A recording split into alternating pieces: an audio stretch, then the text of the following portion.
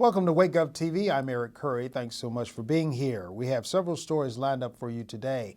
Wake County offers unique health services for women patients. We'll have details. Plus, we'll have information for parents eager to get their kids signed up for summer programs at Wake County parks.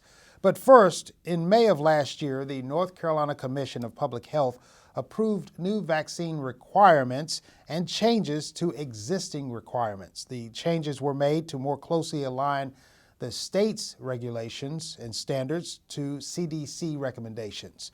April is a good month to be highlighting changes to the immunization program in Wake County because April is Adolescent Immunization Month and National Infant Immunization Week, which runs April 18th through the 25th. It's also a good time to alert medical providers, school personnel, child care centers, and parents about the changes. And to talk about those changes is Joanne Douglas, supervisor with Wake County Human Services Immunization Tracking Team. Thank you so much for being here. Thank you, Eric. I guess the first question many would have is, why did the law change?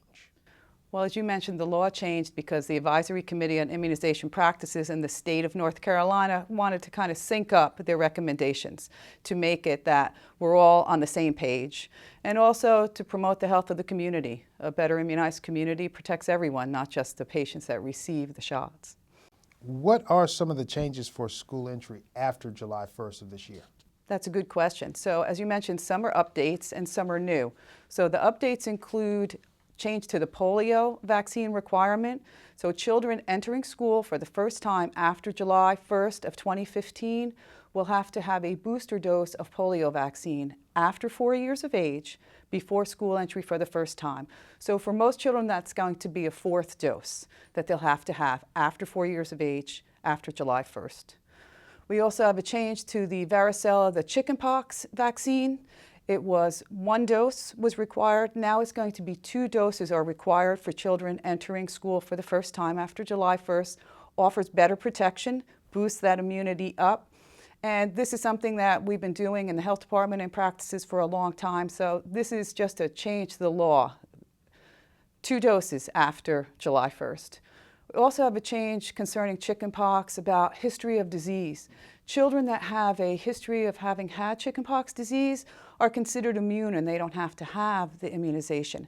But in the state, we're going to increase the official documentation of that by requiring a physician, nurse practitioner, or physician's assistant sign a document attesting to that child's history of illness. That includes the child's name, date of birth, and the date or the age at illness. So providers will be looking for that information. Schools will want that sort of documentation after July 1st school entry. There's one other change. It's pneumococcal vaccine. This is not about school entry. This is for children that are born July 1st of 2015 and after. So Prevnar is the pneumococcal vaccine that we're most familiar with, give lots of it. And after July 1st, it'll be required, just the same way as polio or diphtheria. So these children, when they get to school, they'll be looking for that in the schools and the child care. So children born after July 1st will be required to have Prevnar vaccine. Okay. Are these changes only affecting school entry in the lower grades? No. We have a couple of changes to the middle school law requirements, and the Tdap vaccine that we've been giving to 6th graders for the past few years is going to move up to the 7th grade. So we're going to have a 7th grade Tdap requirement. Children that have not had a Tdap before will have to have one, regardless of what other tetanus-containing vaccine that they've had. Tdap will be required for 7th graders starting after July 1st of 2015. And there's going to be a new requirement for middle school students entering the 7th grade, meningococcal vaccine. Protects against the meningitis disease, very contagious, can be deadly in some cases. Children entering the 7th grade after July 1st will be required to have a dose of meningococcal vaccine. So that's a new requirement. Now, the question some would have, some parents of middle schoolers, those that entered 6th grade this year had to get this shot. Correct. Going to 7th grade, will they have to get an additional Tdap shot? That's an excellent question. Children that have already had a Tdap for this year don't need another. They only need one. So for those that are rising 7th graders for this school year, most of them will only need the meningococcal vaccine, which is a good thing. And unfortunately, the Tdap and the meningococcal vaccine can be given together at the same visit if it's needed. Okay, great. Are there any other changes to the law? There is one more change. It's affecting a meningococcal requirement for high school students, but that's not going to begin until the year 2020. So the students in the 7th grade right now that are going to receive their booster after July 1st will have to have another dose when they're either 17 or a senior in high school, 12th grade, whichever comes first. That will help protect them as they move on to college and the workplace. Are there any exemptions to receiving immunizations? There are. North Carolina law allows for 2 exemptions to immunization, a medical exemption, which would be if a child was allergic to a vaccine or had some condition that a vaccine would be dangerous. The provider would make an application to the state medical director for that. And we also, in North Carolina, allow a religious exemption to immunization. Parents write a statement attesting to their religious objection to their child's immunization, including the student's information that is submitted to the provider and to the school. So both of those exemptions allow students to remain in school even though they don't have an immunization record to provide. And where can parents get more information about immunizations and the new laws? It's all on our website, WakeGOV.com. Type immunizations in the search box and there's lots of immunization information, all of it updated to accommodate this new law because we want parents to get in early and be prepared so they'll see what's required for their child coming up into the next school year. Joanne Douglas, Supervisor with Wake County Human Services Immunization Tracking Team, thanks so much for being here. Thank you.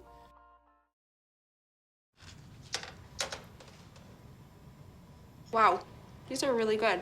You act surprised.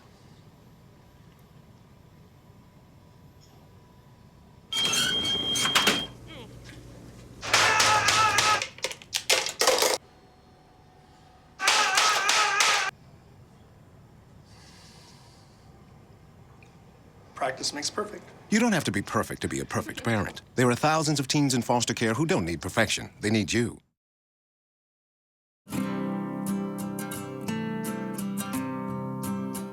Every day across America, excess food is gathered by a network of good people at local food banks, giving hope to millions of children who struggle with hunger.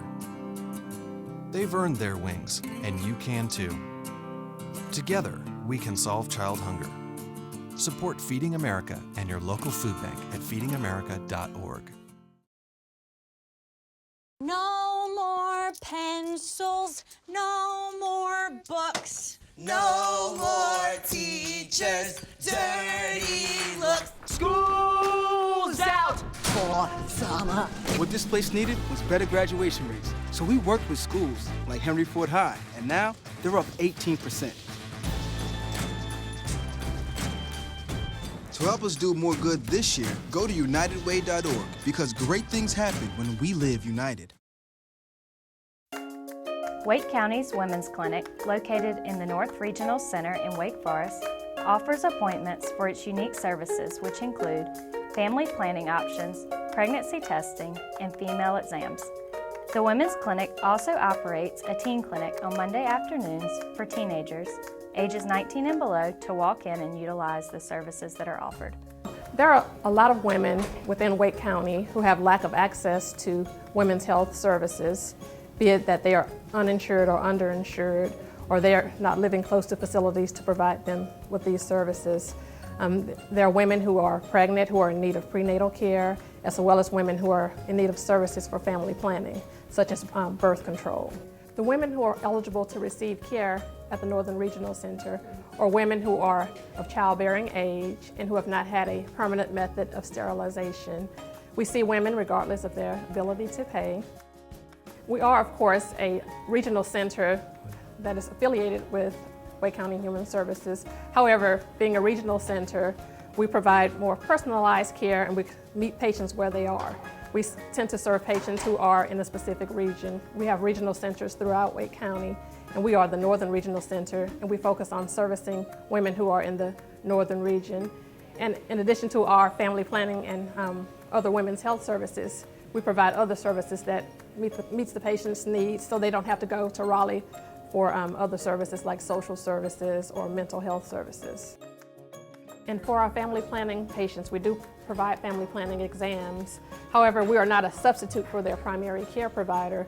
Many of these patients do not have insurance, so we do work to connect them with providers who see patients who are uninsured. So we do ensure that they are connected with the primary care provider if they don't have one when they come to see us, which is very important. We also have mental health services through Monarch, and we do referrals here in our clinic. We also we have pregnancy care managers who are social workers who help work with the patients as well.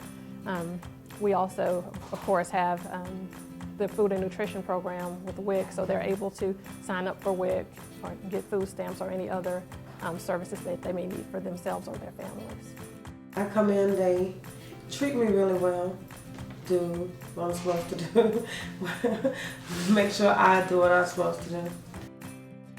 I've received food and nutrition services, Medicaid services, clinic services, STD testing services, job link, service intake in the back, like assistance with your bills and things like that. I'll come, sometimes they do creative plays. They have a lot of things going on up here. They're very consistent. I love them. My kids have never missed a shot. My daughter's 9. I've been here since my daughter been born. I breastfed both of my kids. They encourage breastfeeding. I encourage breastfeeding. The doctors are nice. The intake specialists, they're good. The job link center is okay. I love the security guy. It's awesome. I love it here.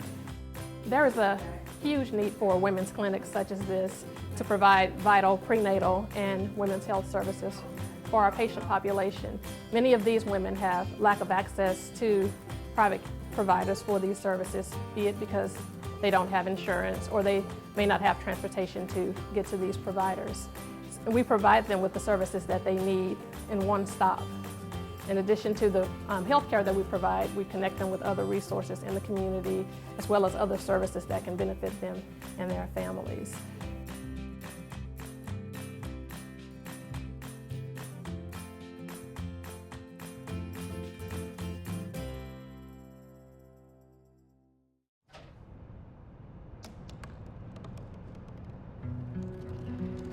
They said I couldn't dream. Called me a piece of trash and swore that's all I'd ever be.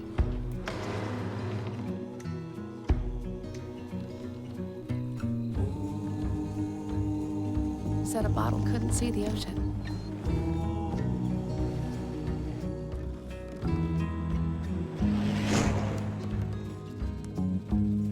Give up.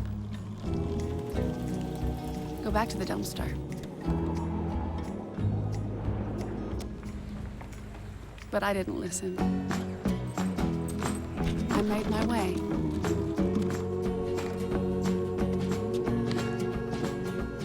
And now, I am what I've always wanted to be.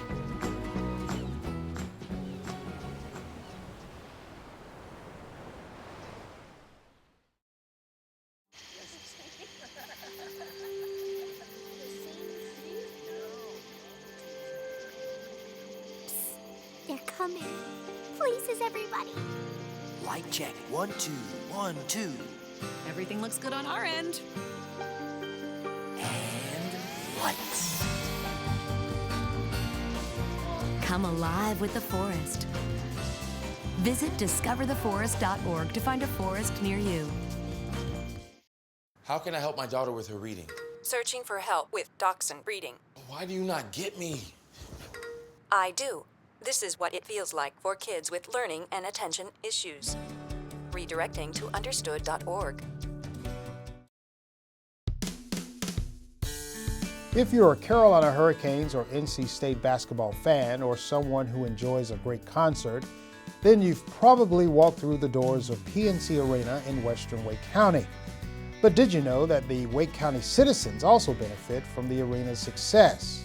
Through a unique partnership between the Centennial Authority, City of Raleigh, and Wake County, the success of the PNC Arena greatly benefits Wake County citizens through tax revenues. The Centennial Authority is essentially the owner of the PNC Arena. We're the governing body for it. It was formed in 1995 by an act of the General Assembly as the building began to take shape and then began construction. There's a 21-member board of directors, all politically appointed, some by the county, some by the city of Raleigh, some by the State House, some by the State Senate. My role as executive director is to oversee operations of the building. We have a management company here, Gale Force Sports Entertainment, that runs the building for us, and I work with them to make sure that the building runs smoothly, that patrons, ticket buyers are happy with their experience here, and we've got a really great partner in Gale Force, the Carolina Hurricanes, and NC State. All of those people work together. We work together with them to make sure the building functions as perfectly as it can. We go before the commissioners and the city council every year to give sort of a state of the arena address, tell them what happened in the previous year. For example, last year, 2014, we had about 1.4 million people come through the door as a ticket buyer. We had 165 or so ticketed events. So we had a really good year, a lot of concerts, a lot of family shows in addition to Carolina Hurricanes hockey and NC State basketball. And we told them about that. We also talked to them about the economic impact of the building. Last year we had the NCAA tournament here for a couple of days, and that really brought a lot of economic development just in a one shot to the market. But we like to tell the commissioners and the other partners what kind of impact we have on the market. We have about an $82 million a year annual economic impact just for Wake County alone because of the services that we purchase, the people that we employ, etc. We have a very healthy market here. We can also draw from a big, wide variety of places across the state. We get people from the east, people from Triad coming here too. So, and it's easy to get here. The airport's fantastic. They're a great partner when we have events. The airport will welcome people, and that's what we like when you first set foot in the market, to feel like you're wanted here. It's also part of the just the culture of this area. People like basketball. They've embraced hockey. And so having a center of attention, a center event, a big event, just draws people here, and we're really fortunate about that. We're in our 15th year of operation, and one of the things we pride ourselves on is the ability to make the arena look as new as possible. We like to keep people guessing that it's not a 15-year-old arena, it's much younger than that. Well, as we approach the next 15 years, we're going to need to do some things that bring the arena back up to the really world-class level that people here have expected. So part of what we're trying to do is we've hired a team of local and national designers to take a look at the building, give us a chance to see what the future might look like, and that future probably is some expanded retail options, some expanded restaurant options, and some more places for people to gather. The building has been kept up technologically speaking, so we're not really worried about that, but there's just some things we need to do, maybe a little adrenaline shot or a facelift, if you will, the rest of the building. It's just time to think about that. It's a multi-year process. We've just started that. We'll be working with our partners with the county and the city and NC State to figure out what's best for the arena in the long term. But it's an exciting time to be here because some arenas at 15 or 20 years start to think about closing down. We're doing just the opposite. We're figuring out how to keep us here for another 20 or 30 years. We have 41 hockey nights here a year and about 16 to 18 basketball nights a year, but that still gives us a lot of room to do other things. And as we said earlier, this is a pretty healthy market, so people like to bring events here. We have a bunch of concerts coming up this spring, for example. Kenny Chesney, Eric Church, The Who. Taylor Swift will come back for her 4th time in the building, all sold out. Katy Perry, for example, last year was the beginning of her North American tour, was right here in Raleigh. They came for 5 days to set up, rehearse, technologically speaking, make sure everything worked. That's pretty rare that you can have that opportunity to start a major U.S. tour right here in Raleigh. Those are the kind of things that we can offer, though, is a healthy market and an easy place to get to, and so that's why we can attract so many. And we're really good partners with like Red Hat Amphitheater and Walnut Creek Amphitheater. They typically take over the summer hot weather concerts, and that's the time when we use the building use that time rather to clean up, fix up, if we have construction projects. It's pretty rare that we have summer events, but we are having some this summer. But most of the time we cede that ground to the other venues in the market. Part of the benefit to Wake County obviously is the people that we employ here. We employ about 150 people full-time, but on a sold-out game night there may be as many as 750 or 800 part-time people working here. And some of those part-timers represent charities or nonprofits that run a concession stand or sell programs or whatever it is, and they get a piece of that. So there's an added benefit to that. But we also buy a lot of things from vendors here in the county. We try to do that as much as we can if it's available. We also have people come into town for events. If we have a sold out concert, you can bet a lot of folks have come from out of town. They're going to spend the night, they're going to shop, they're going to go to restaurants. Same for hockey and basketball. So there is a benefit to the county because that money comes into the hotel, motel, and prepared food tax, and that's where we draw revenue from. It's not a property tax or sales tax, it's all that. So the more people we bring to the market to spend the night and eat, the more money we have for tourism-related things here in the county.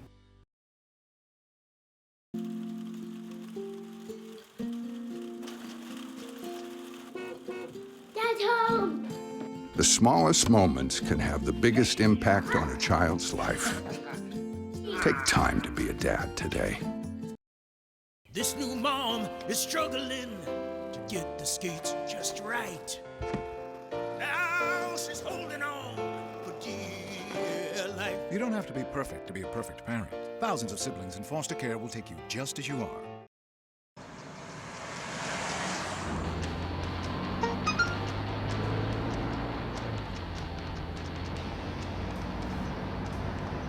The average text takes your eyes off the road for nearly 5 seconds.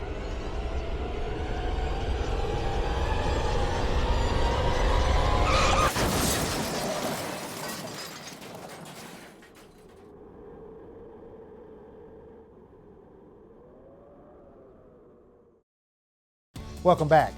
Now that we've gotten past all of that ice, sleet, and snow, we hope it's time to start thinking about outdoor fun. Staff at Wake County Parks has put together an array of programs specifically designed to get the kids out and running this summer. Joining us to talk about all of the wonderful events and programs planned this summer is Emily Catherman, the park manager at historic Oakview County Park. Thank you so much for being here. Thanks for having me. I guess the first easy question, can you give us some details about all of the exciting stuff that's going on at Wake County Parks coming up in the next few months? Sure. There's actually some really exciting new things coming down the road with Wake County Parks. One of them is we're getting ready this summer to open the Robertson's Mill Pond Preserve in eastern Wake County. For people who don't know about it, it's a black water swamp with a bald cypress tree stand, which is really unique in this area. So there's going to be an opportunity for people to canoe and kayak out there starting this summer. Another interesting thing happening, it just opened up this March up at Blue Jay Point County Park. We're partnering with the company Go Ape for a treetop adventure course, which I believe WakeGOV TV is going to be featuring next month on a segment on that. So that's a exciting new thing. It's new to the area, and people can check that out. You can visit Blue Jay's website or go to Go Ape to learn more about that. And then one more thing that we get asked all the time is, how can we more easily register for all the things that go on in Wake County Parks online? So that's finally coming around this summer. People can look for that. We'll be unveiling an online registration system so people can access us more easily. Emily, what can families look forward to do outdoors at Wake County Parks, as well as any kind of recreational and educational opportunities that will be available for kids through adults? Well, this is definitely the time of year to visit a Wake County Park with your family. It's some of the most beautiful parks and most scenic lakes and trail systems in our area are in Wake County Parks. We have just a number of different opportunities for people to take advantage of, whether you just enjoy getting outside, hiking, biking, boating. In particular, the boat rental season at Lake Crabtree County Park is opening up on May 2nd, so that's something to look forward to. We have a number of playgrounds. Wake County Parks are all perfect spots to picnic with your family. You can spend a few hours, you can spend the whole day. There are a number of educational opportunities. If you visit our website and click on programs, you can see all the different opportunities. If you want to sign up for a program, learn about the nature in your area or the history of this area, there's all kinds of different things for all sorts of age ranges to do there. Or if you're the kind of family that likes to do things on your own, we have a number of self-guided programs you can take at the parks, or there are also cell phone tours at a number of our parks where you can learn about special natural features in the park or cultural history as well. There are always special events, big family events that take place at Wake County Parks. Can you share with us any that are coming up in the next few months? Yes, this is definitely the big event season as well. Coming up, a number of our annual events at parks throughout the system. On April 11th is the annual Frog Fest at Crowder District Park, a real fun family event. The following Saturday on the 18th out of Historic Oakview is our Antique Auto Show, so people who like to look at old cars can come out to that. The next weekend on April 25th at Blue Jay Point County Park is their annual Songbird Celebration, which is a great event. And then at Harris Lake County Park on May 2nd is the Longleaf Festival. So a lot of really fun festivals, great for families, different things to do. And then as we get into June, a really fun event for if you have preschool age kids out at Historic Oakview County Park. We have our Barnyard Birthday Bash, which is a birthday party for the resident goats at Oakview.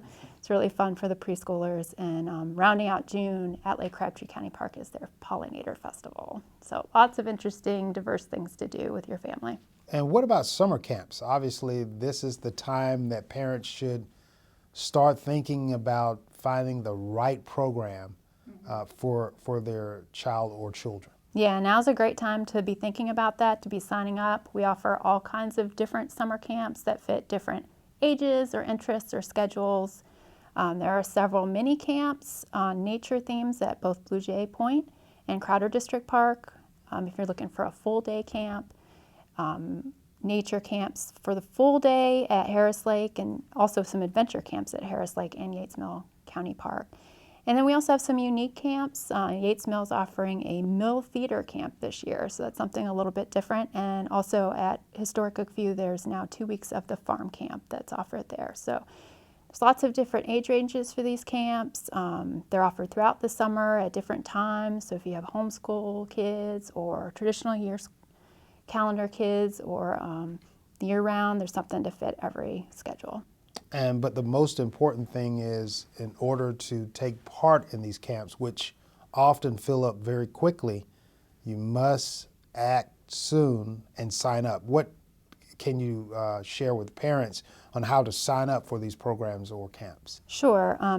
The easiest thing to do is go check out our website. If you click on our programs link, there's information about our camps. You can go to each individual park.